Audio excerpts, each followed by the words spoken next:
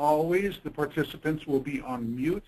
Should you have any questions, use the question function within GoToWebinar, and we will try to respond to those either during the webinar or immediately after. Our speaker today is Gary Patterson. As you'll find out, Gary knows how to cut through the clutter and highlight the data you need to make critical decisions. His audiences have told him that everyone, from job seeker to corporate executive, leave this seminar with 1 to 3 action steps as they plan to immediately address.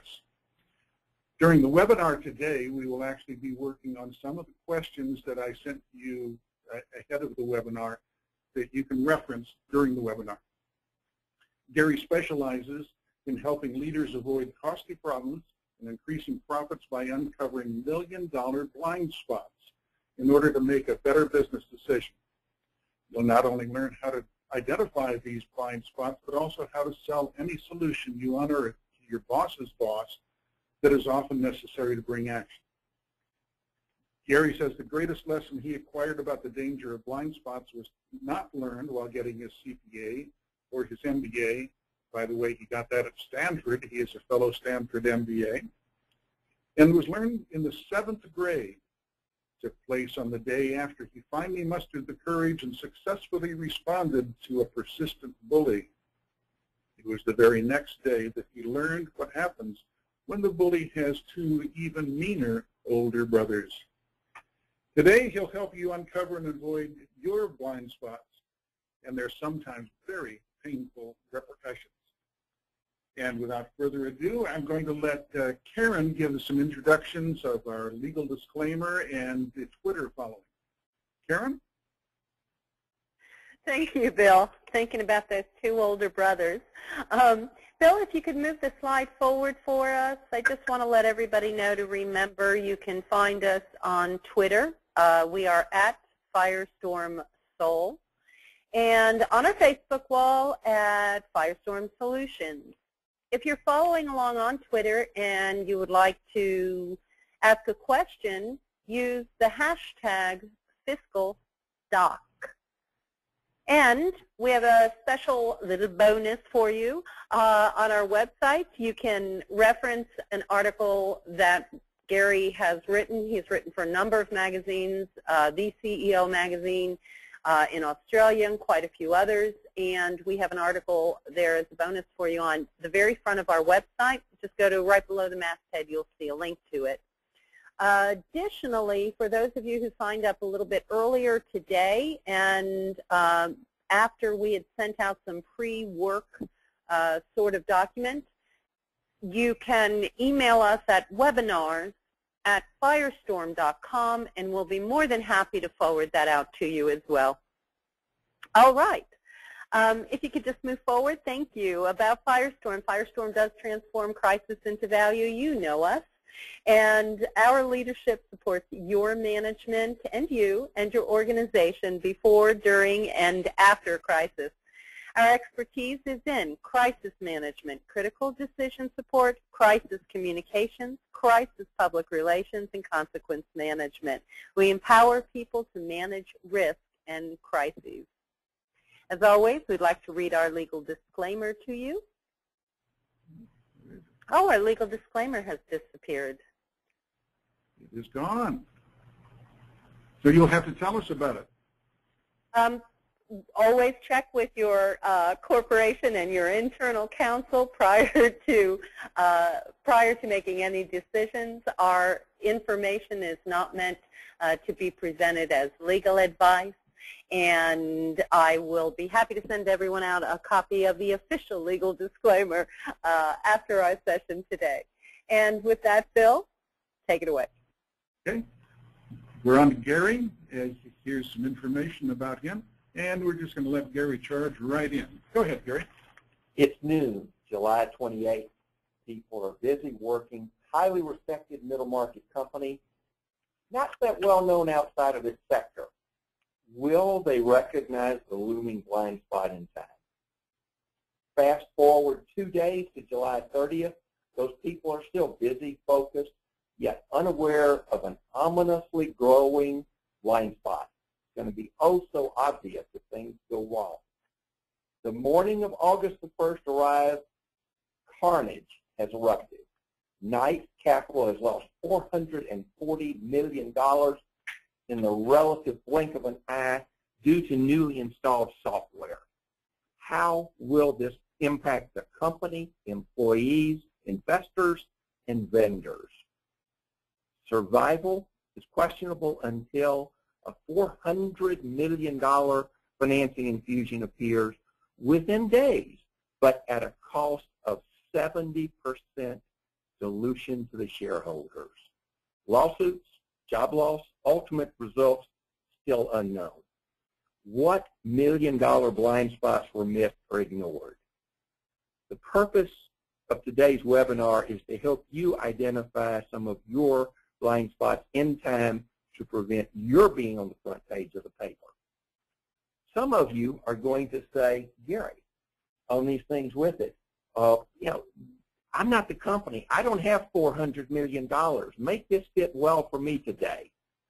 You're going to be pleased also because I'm going to say that the nice thing for you is the issue that the key will be to put more money in your pocket, because depending upon how you're going to define the business, which we're going to discuss in a moment or two, the issue is how to improve operations, make more revenues, cut costs. When you do that, you get nicer bonuses.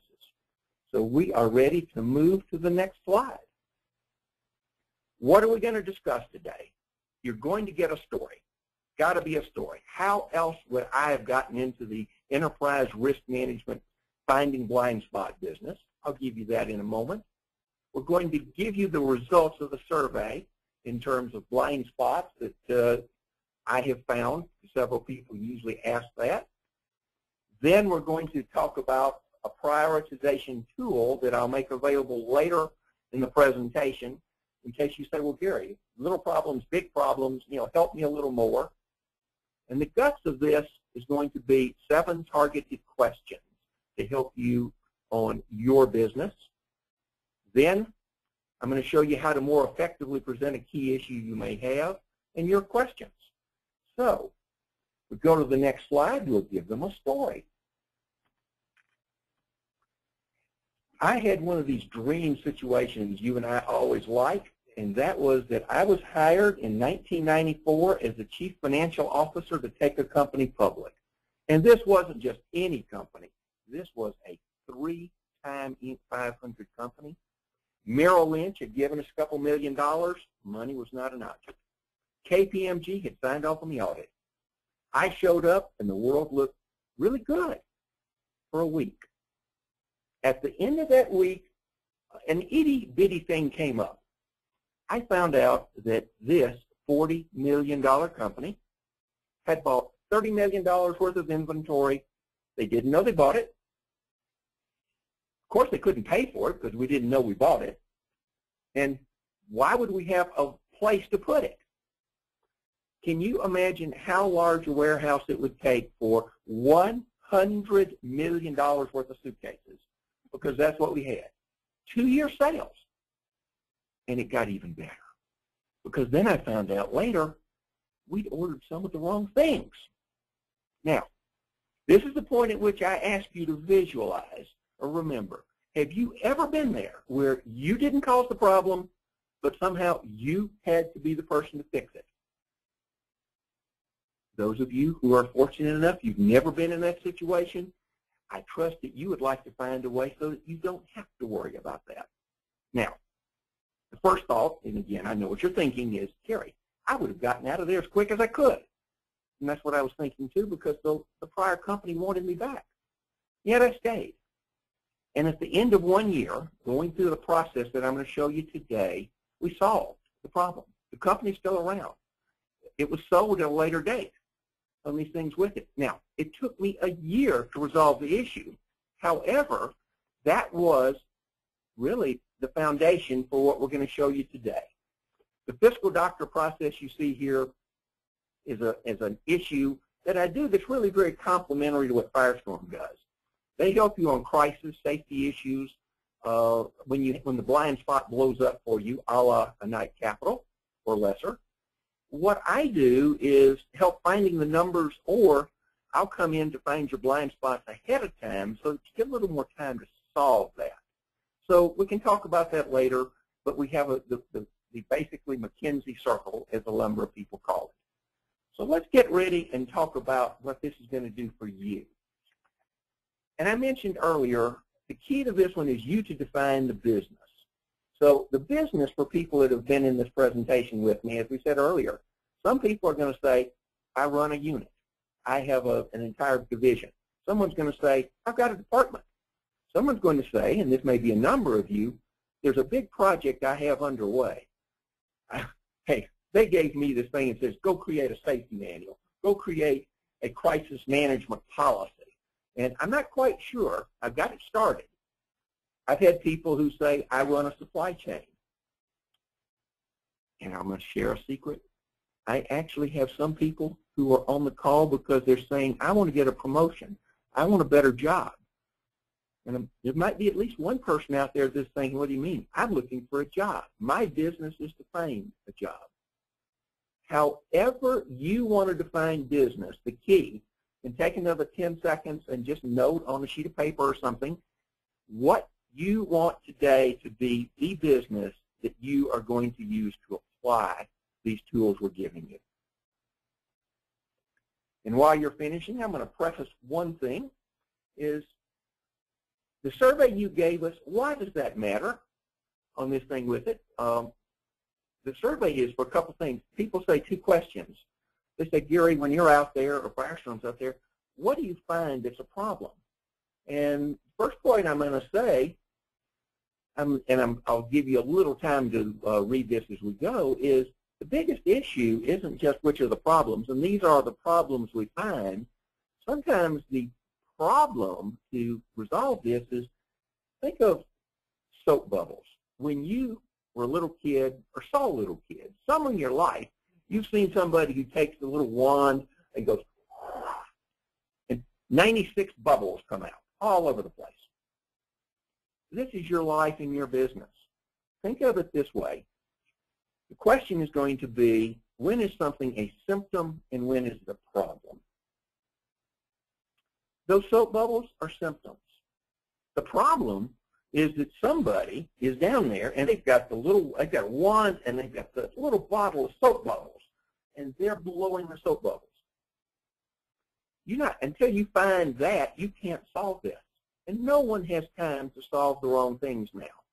So when you're out there, and we're going to use this as sort of what we do, and also to help stimulate some thoughts for you for this blind spot you want to look at.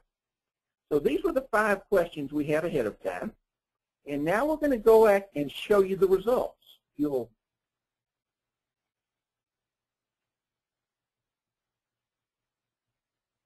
What I'm going to do, the silence you'll hear for about 15 seconds after each slide is just to give you time to read it. So let's talk about the first one. Good news, bad news. Good news is 90% of you said, we really know who our most profitable customers are. We know who they are. We probably know product profitability. So the world looks good for you. Now, I did this presentation last week to a group of CPAs and lawyers, and they said their answer on this was, Gary, if they'd have had us asking the questions, the numbers wouldn't have been that good. But again, the point for this one is, where are we overall? Now, the 10% of the people who said, we really aren't sure which are our best customers. We know which ones take us to the football games and the baseball games, but do we make money on them? We're really not sure. The suggestion I would have is, there's a pretty good chance that you've really got a blind spot right here, and maybe we should talk afterwards, because 90% of your competitors know that information. They operate with better information than you do, and we'll just leave it at that point. So on to the next question.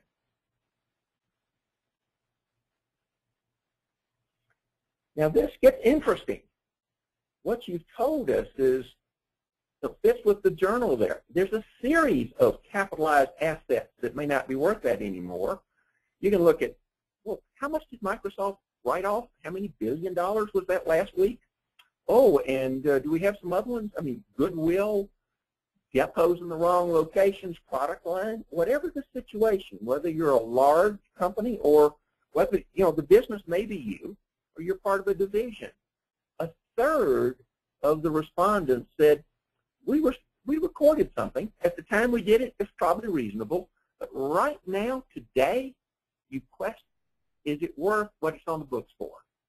Now, the blind spot that relates to this one is partially the issue is what other information to run your business isn't accurate enough.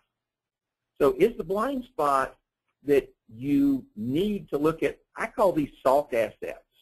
I'll share later the sand story that people seem to like. It's coming back. But if a third of you are concerned, might bear a little looking into a little deeper. So on to the next question.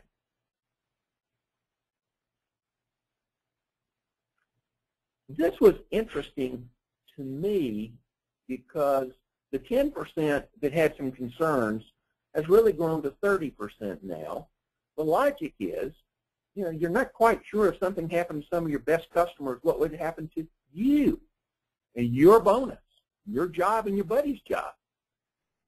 I'll give you an analogy because, people have got to have stories. This enterprise risk management, I love it. It's great. Bill loves it. Sharon loves it. We think this is wonderful stuff. But there are other people who think that this is not quite that much excitement. So let's give you a real live example here. Let's go back 6, 7 years ago, and you sell parts that go into mobile phones. You've got Nokia and Motorola as your clients. The world looks pretty good. You can even be just visualizing how you're going to spend all these bonuses you're going to make for the next couple of years. Who would even want to bother to go out to California and talk to those people at Apple? What are they going to do? Make something called a R phone, a G phone, an iPhone maybe. What's happened in 5 years? The customer, this is the analogy that everyone's beaten to death. This really is the buggy whip example. Apple has come from nowhere to be the best. Now, 5 years from now, maybe it'll change again. So where are you on this one? A third of you say, at least you've recognized this is a potential blind spot. So we're on to the next.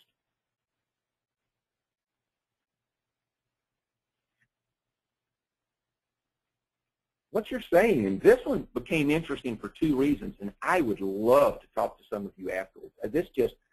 I can just see all sorts of opportunities to help you gain some time or information, because 45% of you, almost half, have said, right now, we ought to go sell something. It's going to mean we're going to sell it at a loss, but then we'll have cash. Now, this says one of 2 things. This might be the 30% that said some of our assets aren't worth what they were worth, or maybe you've got a liability that isn't right, like you have a big enough reserve for inventory. The stuff about you have something out there in the warehouse that still has dust on it, but the board has said that stuff's valuable, don't write it down. For whatever reason, almost half of you say, we want cash. Now, that's either we want cash because we see some great opportunities, in which case this will help you find revenue, or this is, oops, cash is getting short around here and it isn't much fun not to have enough cash. For whichever reason, we're ready to move to the next one.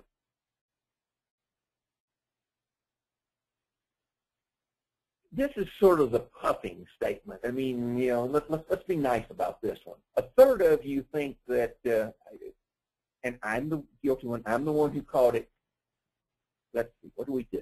Overly optimistic picture. It's better to say that than we stretch the daylights out of this stuff. So does this mean that we're promising customers things that we really can't deliver? Does this mean that revenue recognition problems have come back again? That's this little issue that says someone goes out and sells something and business is getting tough, so what you do is you make some of these side letters and you say, well, don't worry about that. We'll take back the product for the next 64 years. We'll give you 17 product releases for free, whatever. And someone says, That doesn't happen at our place, Gary. That ended years ago. And, you know, it's the strangest thing. 2 years ago, I found an article when I was giving a presentation similar to this called Magic Tricks from the Corporate Books. You can look it up. It's a Business Week article. And it says things like, you know, it's sort of strange out there. We've got people that are giving side letters again. They're making promises they can't do. This is what scared me, is that what they're doing is they're recording fictitious payments on the accounts receivable accounts to keep the days outstanding looking better. And you think, what in this world do you mean? This went out years ago. Maybe, maybe not. Now, the object isn't just to scare you to death. The object on this was to say, what can we do to stimulate some thought? So we're ready to move. Now, you're going to get bonus time on this one. You're going to be quite happy because the norm is going to be 2 to 2.5 minutes a slide. And I'm going to explain this. I'll tell you some stories, give you a quote or something so that you don't think the phone went dead. But this is a very focused issue. So the first one is right now for your business, finding a job, doing a safety manual, crisis report, running a division, whatever it is. This year, you want to hit budget and you want to get your bonus this year. Now, I give you the rest of 2 minutes. Make some notes and just jot this down on a sheet of paper earlier, enough that it'll mean something to you, and say, you know, if I really am truthful about this, I've got a concern that dot. You know, maybe you don't have the people. There's a problem looming that it hasn't been the right time to bring it up to somebody. Well, the right time would be better now. You don't want to be night capital. You don't want to go through what I went to. You don't want to have that issue. So jot down 3 issues. And someone's going to say, okay, Gary, you know, I've about gotten this. I'm looking at it here. Where in the world did this come from? If you've heard of John Paul Getty, formerly one of the richest people in the world, you're going to see some analogies. And now, with that sort of tease question, we're ready to move to the next slide.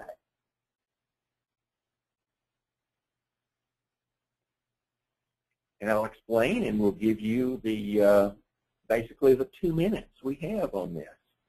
The issue is you've got 3 things you want to think about. What can you do to minimize the risk of those things happening?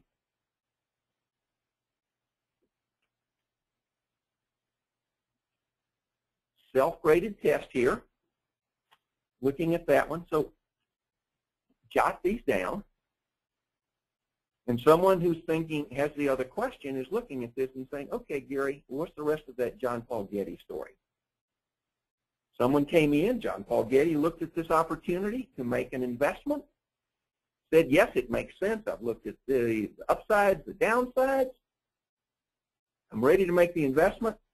Oh, and by the way, Gary, Karen, Bill, I don't want those risks to happen. You told me the risk was A, B, and C. So you say, we're going to give Karen the hardest risk to take care of. Bill will get the second hardest, and I'll take the third of the risk. And if we knew our boss was looking to us and said, okay, on these things with it, if this happens, I'd prefer it doesn't happen. You'd better have found a way to make sure we're monitoring it and doing something so that this risk isn't as bad as you thought it might be to me. That's what we're concerned with. That's the logic I'm saying, let's take you some guess for us here now. And one last quote. Before you can really start setting financial goals, you need to determine where you stand financially, said David Bach, who's written a series of best-selling finance books. So we're on to the next slide.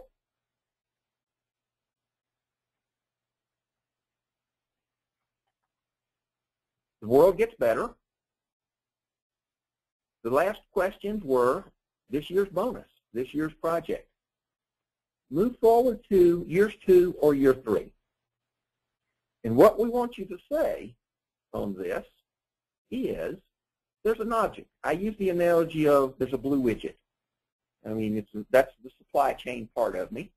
And come back and say, right now, your bonus, your job, something like that depends upon that blue widget product or service coming out on time, reasonably close to budget. Knowing what you know now, what isn't adequately funded, where do you need another person, more money, or plant?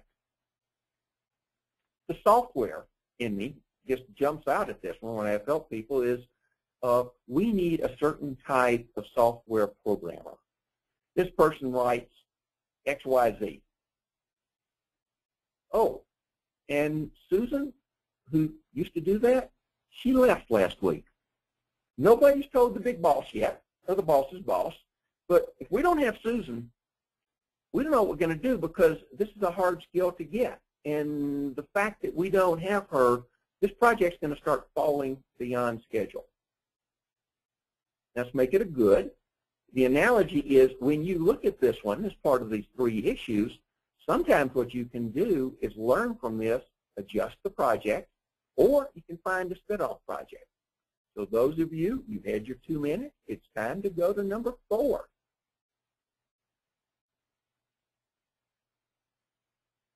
Same process. You said, here's some things I want to think about.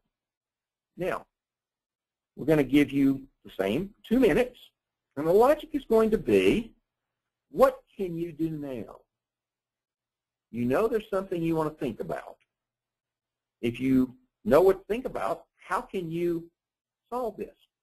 I mean, we've already, John Paul Getty already put Karen and Bill and Gary to work. There's nobody left now. It's up to you. You got problem number 4, and you've already have the answers of what you need to tell the boss's boss. And this is next year. So you have time to solve this issue. I mean, the best thing about having time, it's amazing if someone will put a spotlight out there on one of these blind spots. You can see what it is. I mean, the key is before this 800-pound gorilla becomes a problem for your company, a la Knight or whoever, if you can find it when it's 45-pound gorilla, you've got time to solve it. Much easier to solve it then. But someone has to be willing to call this a problem and work on it. So, if you'll finish that one, we're going to move to the next one.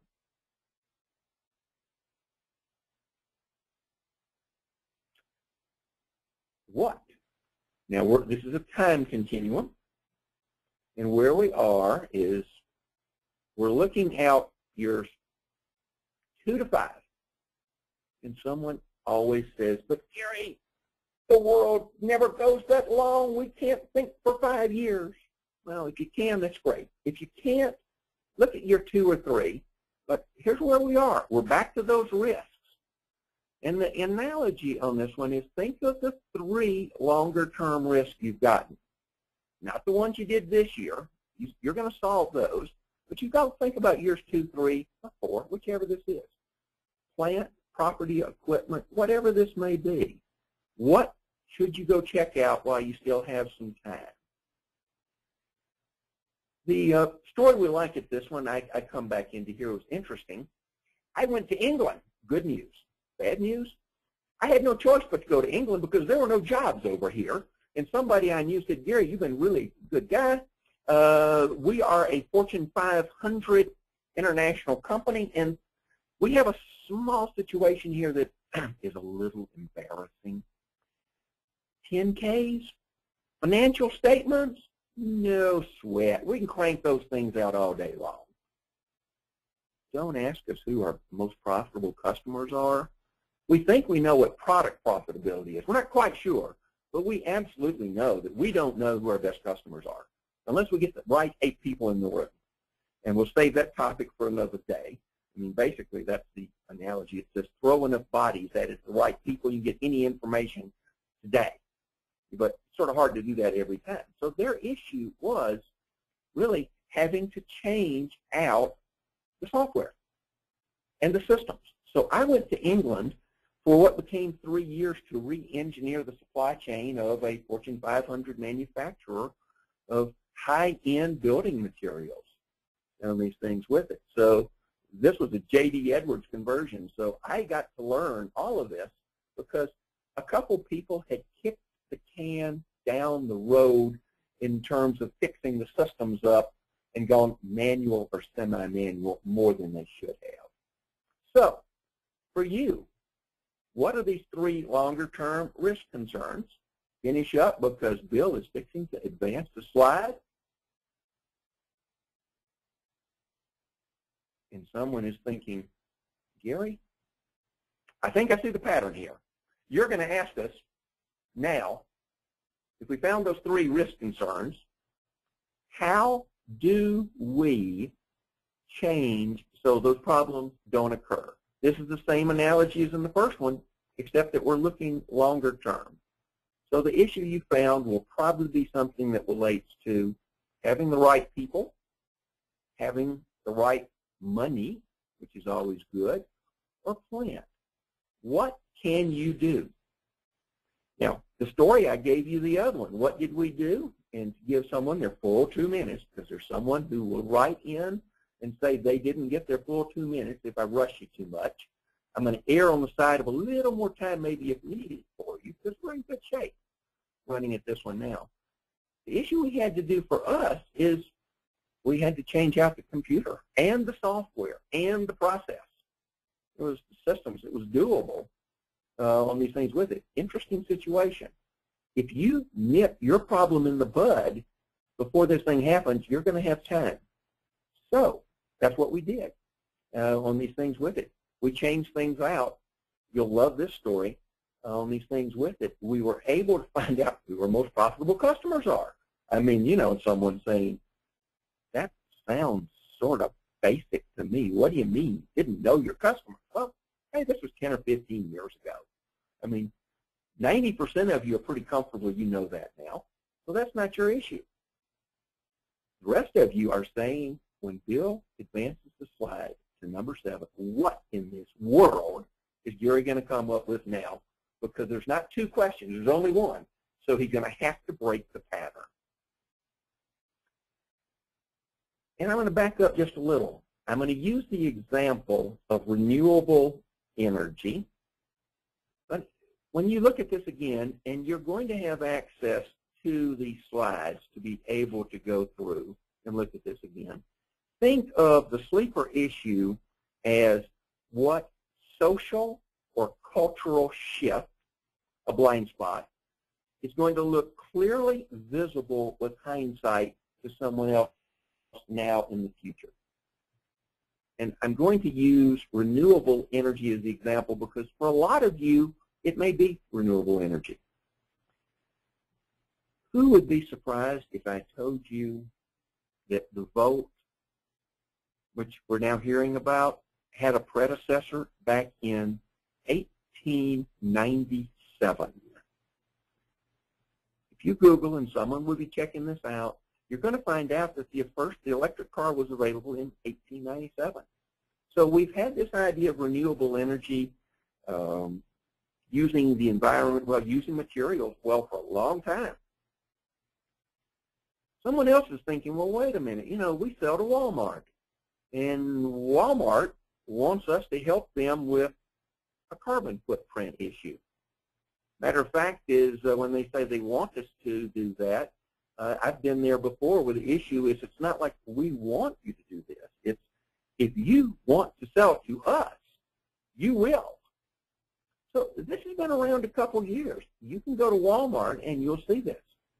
I mean, the analogy that came simply for me is if there's anybody today who's in the paper industry, or sort of the mineral area, but paper on these things with it, they really are in a situation now, their carbon footprint, they can tell us, starting with where the tree got cut down in the U.S., in the Amazon, wherever it was, Where did that tree get cut down?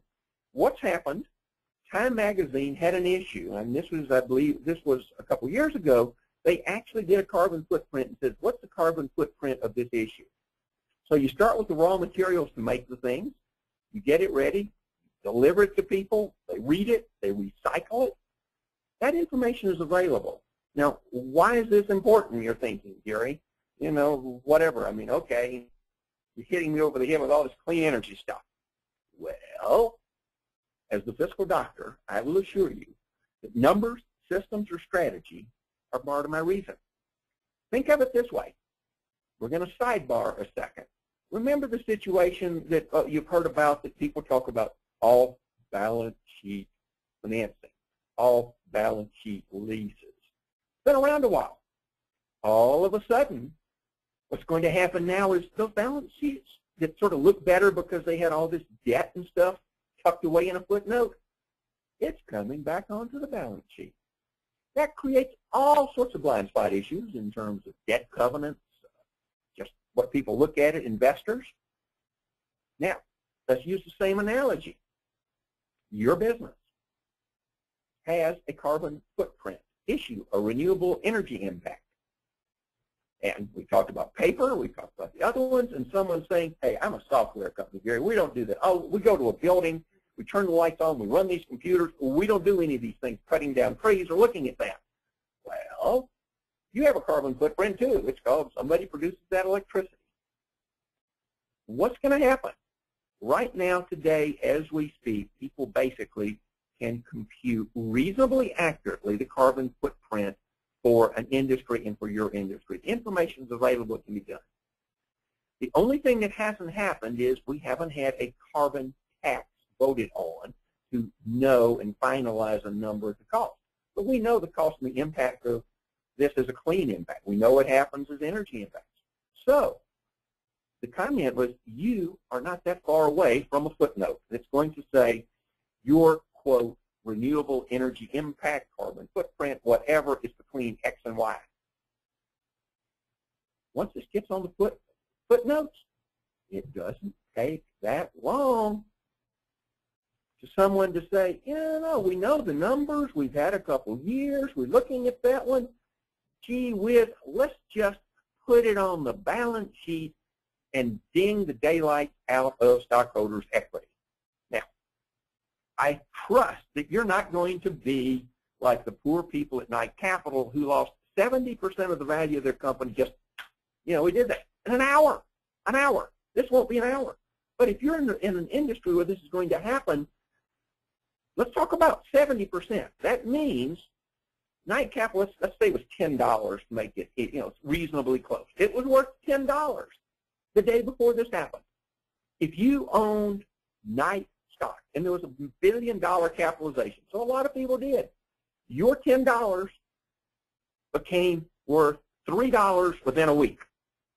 And for part of that week, it looked like your $3 was great, because the question was Knight Capital going to survive? This is not much fun when all of a sudden, out of the looming nether spaces, this happens. And yet, with hindsight, it's not that hard. You do a computer conversion. We don't know yet. When you do a computer conversion, you really are supposed to parallel run, process several things. We don't know what they did. Number 7, as you look at this one, is being, what are your impacts? And now, it's going to move even faster. The good news,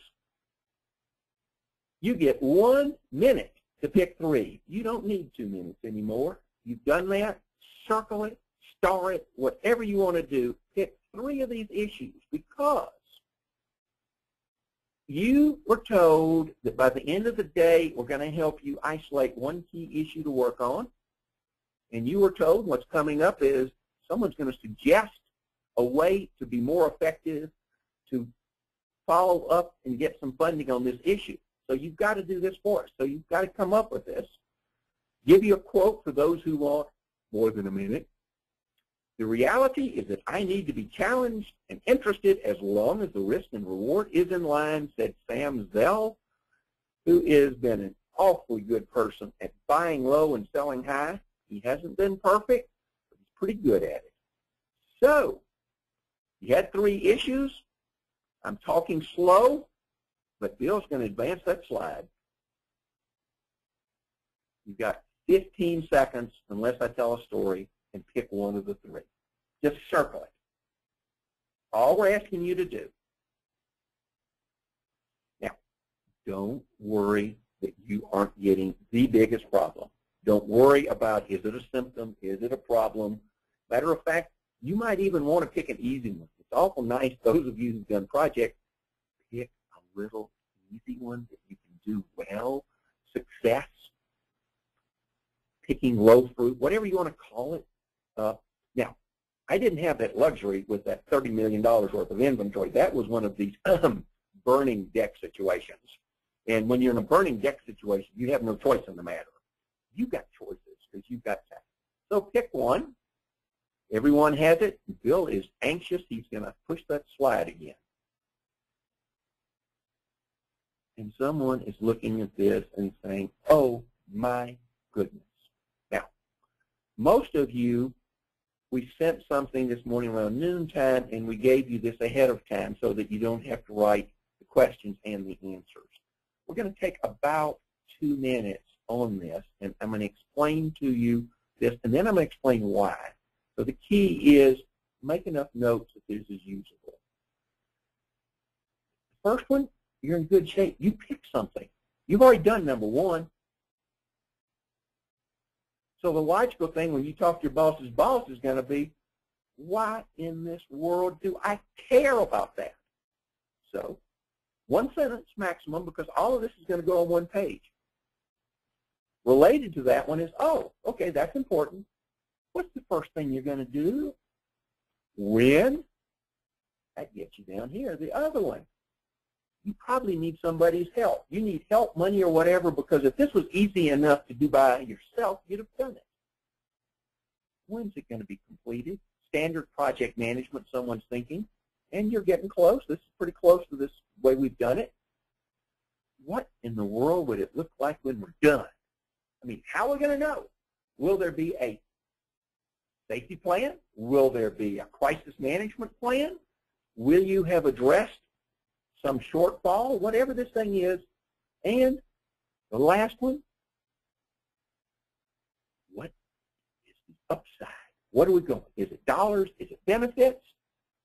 Because here's what we've done, and I'll keep talking for you on this thing with it. This in 1 page, when you address all of these points, you will dramatically increase the likelihood that your boss's boss will approve the project you want. This is capital expenditure logic. Capital, I call it CapEx. Why does that matter? Because the board of directors and your boss's boss's boss or whatever thinks that. You say, give me money, give me people, give me something, I will bring things back to you. They have a series of things to pick from, and they will pick those, and they will look at it, and then they will say, how did you do? If you tell your boss this, they're going to forget some of it. If you miss one of them and tell your boss, you know, isn't going to happen. That may be what happened in the past. You miss 2 of these, you know, it's in the trash, even if it's in the summary. But you do these, you dramatically increase the likelihood of making it work. So, I promised you earlier a way to prioritize the bubbles. So let's sidebar here. When you come back and do this again, think of this as a quadrant. On one side, there's dollars, little to a lot. There's likelihood, little to a lot. Let's go up to the 12 o'clock slot. 12 o'clock slot is going to say big bucks at risk or gain, high likelihood of occurring, flashing red light. Heat map, red light, whatever you want to call it, you better prioritize those, and this will help the other ones. Let's move down. Still big bucks, but the likelihood's gone down. It's not that likely. So in this, monitor it if it's a risk. Exploit it if it's a gain, if it makes sense. Oh, my goodness. Now we got to go down there to that other quadrant.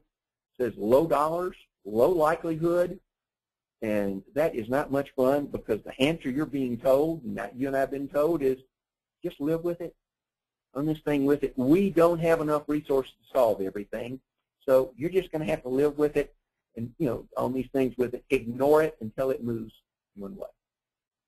A little better. Likelihood is now high. We've gone up into the other quadrant, but the dollars are low. So this is a situation where you want to audit it. And the reason being, if it changes, you want to know, because it'll move into one of the other quadrants. So when you go back and redo the blind spot analysis, and you come back and say, Gary, now that you're not zipping me through here and Bill isn't just pushing those slides faster than I can write, you can do this at your own speed. You can go back and take a look at the 3 issues per slide, and then you can sort them out and use this as the process to pick the item you used the second time. So we're on to the next slide. And this I've got to explain to you for a different reason. The question here, as I said, it's going to be a whole lot better if you can do something that's effective for your boss's boss. Someone out there is thinking, Gary, how in this world do I know what my boss's boss is thinking? Secret decoder ring is about to be revealed. Extensive. Look at the resources. Think of it this way. Money. We are making so much money. We have such extensive resources. We can't even go to the bank often enough to put it all in the money. We're making so much money. Limited resources, and you and I, we've all been there. Are we sure that this Friday's paycheck will clear the bank? Somewhere on a scale to 1 to 10, that's where your business is. The other one, let's think emotionally. Right now, there's been a lot. You see all sorts of things in the journal that say, are we still in hunker down mode, or are we optimistic and will we grow? And this is sort of, we are Americans. We are so tired of this hunker down mode. I'll scream if I hear it again. So somewhere between a 1 and a 10, that's where you are. You now have the typical consultant 4 quadrants to help you really analyze this, to give you a tool. So let's start up at the 12 o'clock club. Well, if you're just making money hand over fist, whatever the issues are there, and everybody's optimistic and you want to grow, you are in the money.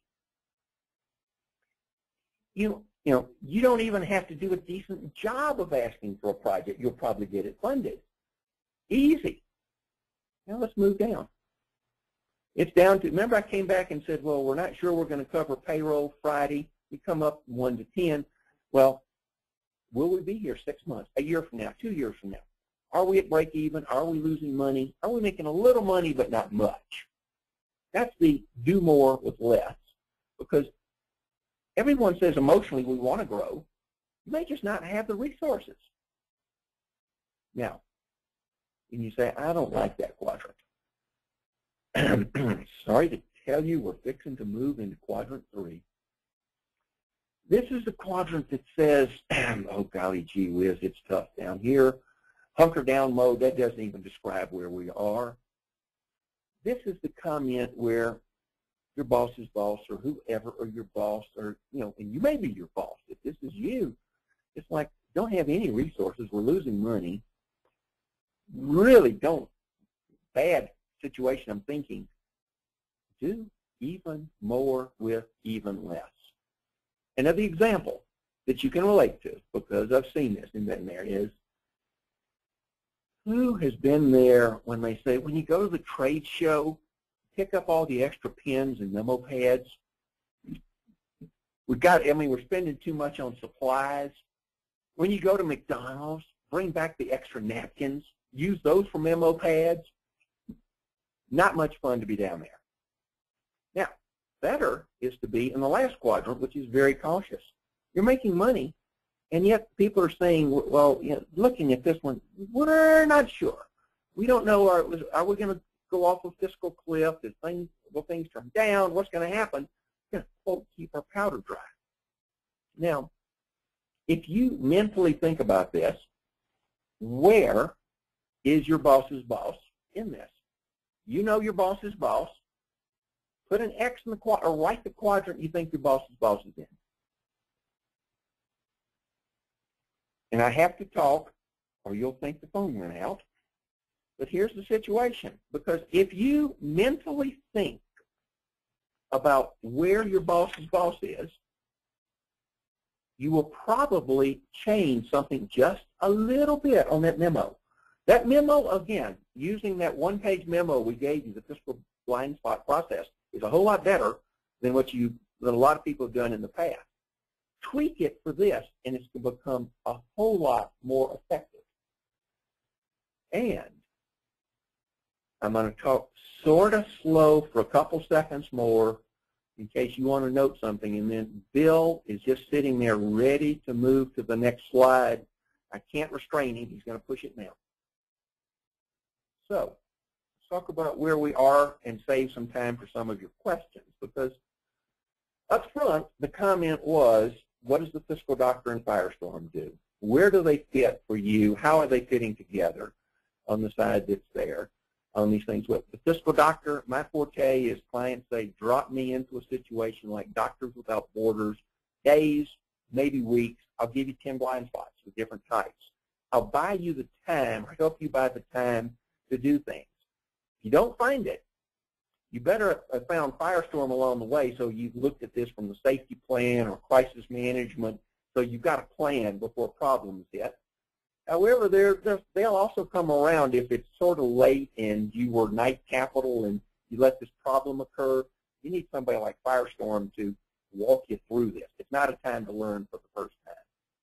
We've given you the survey results, and those blind spots, when you're out there, remember the soap bubbles? Is it a symptom? Is it a problem? Because you don't have time to solve the wrong stuff. When you think through this, there are other problems out there, and you may want someone to help you decide if it's a soap bubble or a problem. The logic is, what are the more common problems that people like myself and the help company find? The 7 targeted questions. Listen, Donald Trump decided if it was good enough for J. Paul Getty, he uses some version of this one too. So if you want to make lots of money, you want to come back and have a bonus and keep it in your pocket, you want to keep your job, your buddy's job, I'd suggest you think about those 7 questions periodically and pull them out. When you decide you want something, take a look at the suggestions I gave you to make your request more effective, because if your boss's boss doesn't approve it, your boss isn't going to say yes to you. And if we look at this one, I say, what you don't know about your business can cost you your business, which is why you must stick out your balance sheet and cost for both yourself and your business.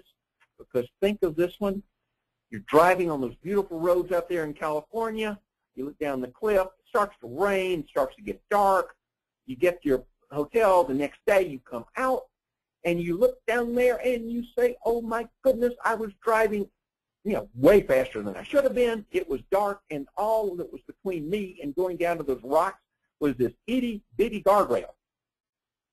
And someone who's gone on vacation in Italy says, Italy, littler roads, they drive faster, no guardrails. That is your life.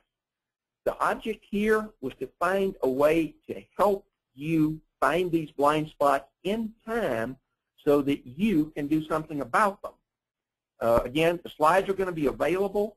We have it set. We have it ready. And I'm going to turn it back to Bill and Karen.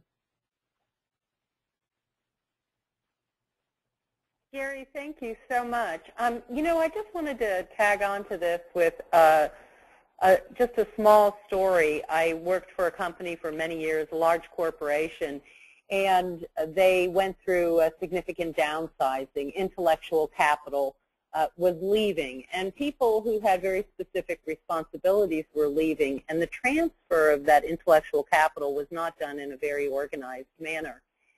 And we got a call from our UK business that let us know that their domain, their abcwidgetcompany.uk had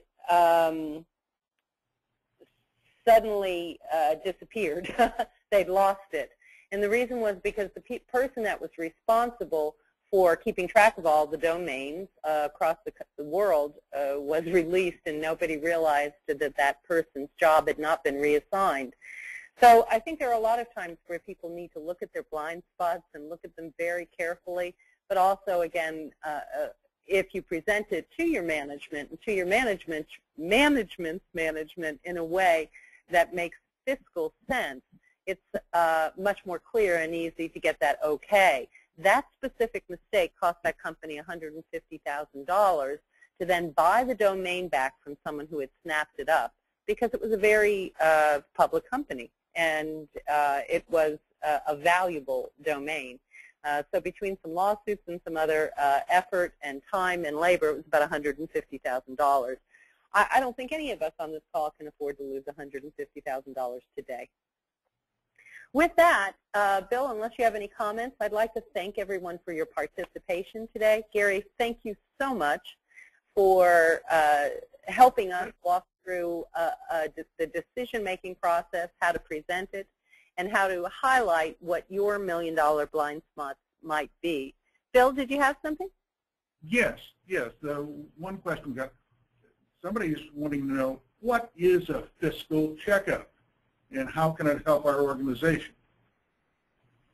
Well, I mean, a good thing, as Karen said, if you're a $50 or $150 million company on these things, but you're going to have to look out for yourself. A fiscal checkout is a way to do it. Greece is going to survive. Greece is going to be bailed out. Acme Manufacturing, Acme Software is not. You don't have to go back that far. When the CPA firms and your auditors used to be advocates, they made business suggestions.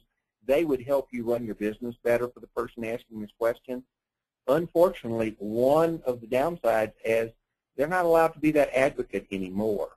And a fiscal checkup, as people like myself do that, or to some extent the crisis checkup that Firestorm is doing, is we look at that and forget the numbers, forget GAAP, forget the other information.